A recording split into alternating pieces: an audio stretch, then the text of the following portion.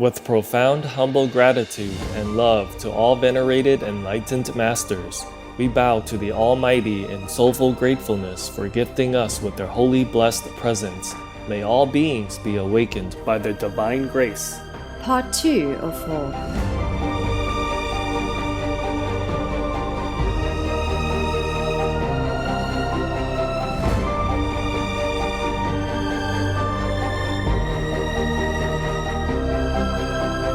Etc.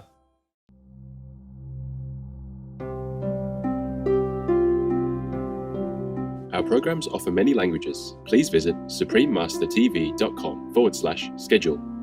Nos programas offrent plusieurs langues. Veuillez visiter suprememastertv.com/schedule. Nuestros programas ofrecen varios idiomas. Visiten suprememastertv.com/schedule.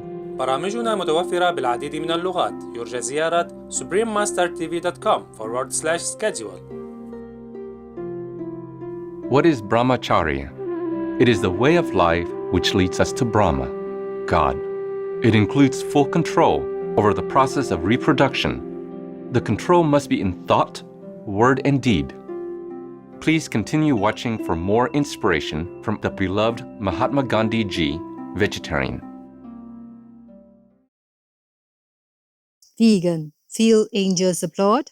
Don't worry, we all do.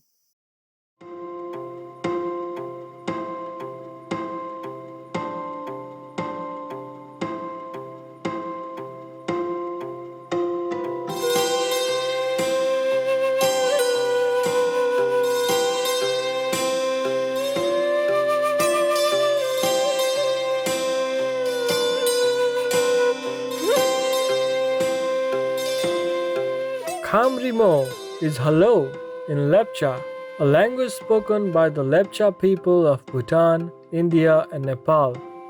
I am Batsa. The natural loving Lepcha people wish you a peaceful life in the divine's constant protection.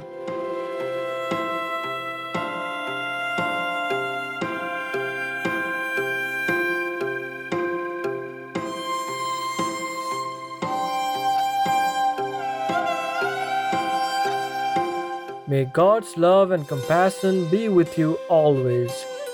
Welcome to Self-Discipline, selections from All Men Are Brothers by Mahatma Gandhi Ji, Vegetarian, Part 2 of 2.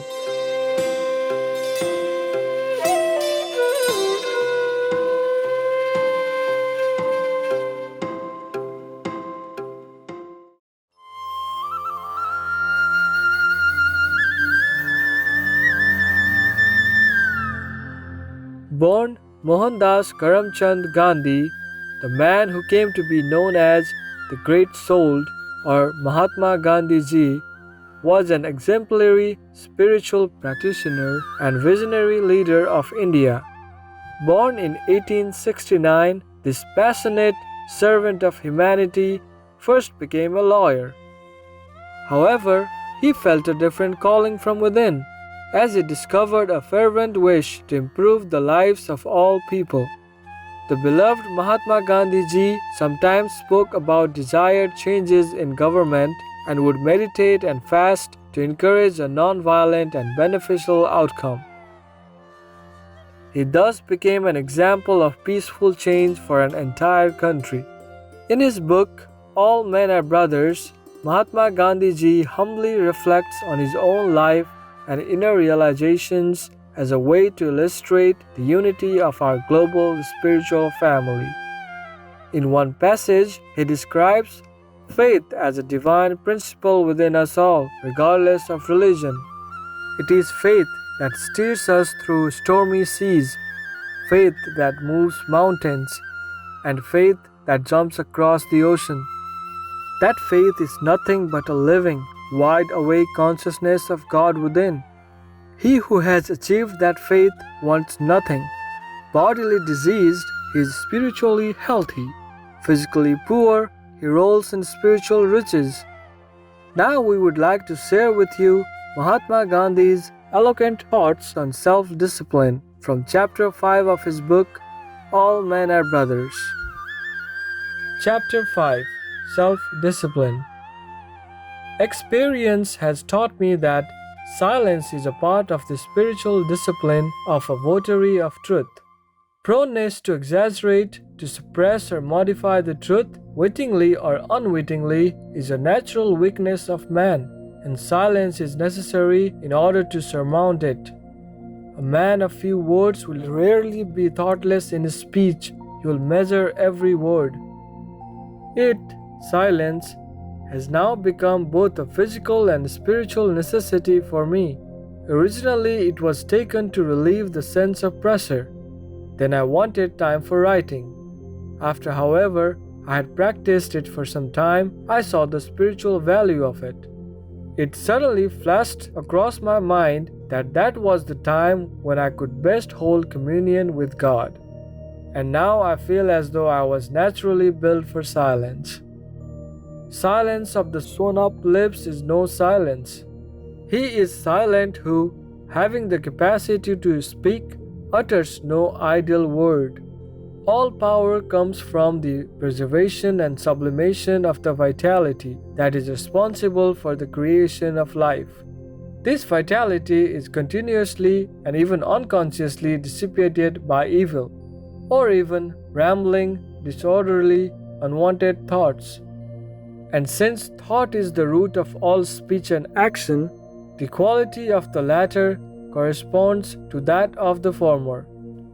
Hence, perfectly controlled thought is itself power of the highest potency and becomes self-acting.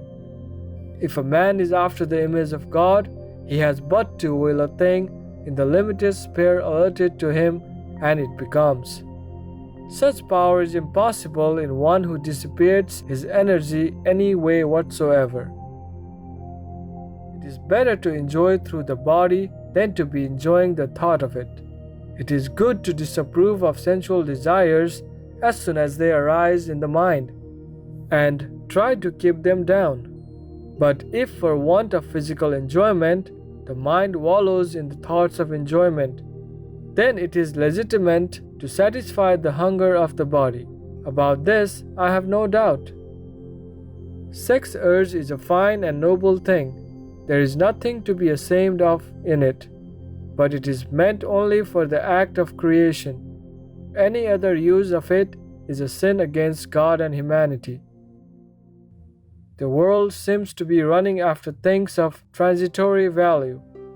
It has no time for the other, and yet, when one thinks a little deeper, it becomes clear that it is the things eternal that count in the end.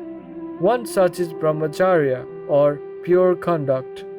What is brahmacharya? It is the way of life which leads us to Brahma, God. It includes full control over the process of reproduction. The control must be in thought, word, and deed. If the thought is not under control, the other two have no value. For one whose thought is under control, the other is mere child's play. It is true that he who has attained perfect brahmacharya does not stand in need of protecting walls, but the aspirant undoubtedly needs them, even as a young mango plant has need of a strong fence around it. A child goes from its mother's lap to the cradle, and from cradle to the pushcart, till he becomes a man who has learned to walk without aid. To cling to the aid when it is needless is surely harmful. It appears to me that even the true aspirant does not need the above-mentioned restraints. Brahmacharya is not a virtue that can be cultivated by outward restraints. He who runs away from a necessary contact with a woman does not understand the full meaning of brahmacharya. However attractive a woman may be, her attraction will produce no effect on the man without the urge. The true brahmachari will shun false restraints. He must create his own fences according to his limitations, breaking them down when he feels that they are unnecessary. The first thing is to know what true brahmacharya is, then to realize its value, and lastly to try to cultivate this priceless virtue. I hold that true service of the country demands this observance. As an external aid to brahmacharya, fasting is as necessary as selection and restriction in diet. So overpowering are the senses that they can be kept under control only when they are completely hedged in on all sides, from above and from beneath. It is common knowledge that they are powerless without food, and so fasting undertaken with a view to control of the senses is, I have no doubt, very helpful.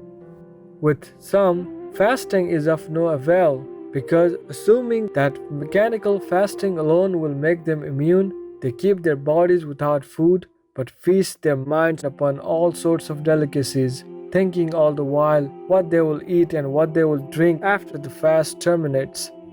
Such fasting helps them in controlling neither palate nor lust. Fasting is useful when the mind cooperates with the starving body, that is to say, when it cultivates a distaste for the objects that are denied to the body. Mind is at the root of all sensuality. Fasting, therefore, has limited use, for a fasting man may continue to be swayed by passion. Brahmacharya is such only if it persists under all conditions and in the face of every possible temptation. If a beautiful woman approaches the marble statue of a man, it will not be affected in the least. A brahmachari is one who reacts in a similar case in the same way as marble does. But just as the marble statue refrains from using its eyes or ears, even so, a man should avoid every occasion of sin. If we all took steps to reduce the amount of meat in our diet, that would have a dramatic impact on the global environment, as well as on our own health. The Honorable Tengam Debonair, vegan. Superb viewers, it's been a pleasure to have your company on today's Words of Wisdom. Coming up next is Cremona, the City of Violin Making, Part 1 of 2, right after noteworthy news.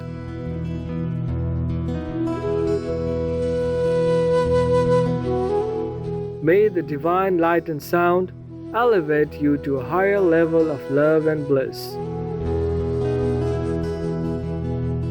Our programs offer many languages. Please visit suprememastertv.com/schedule and suprememastertv.com/WOW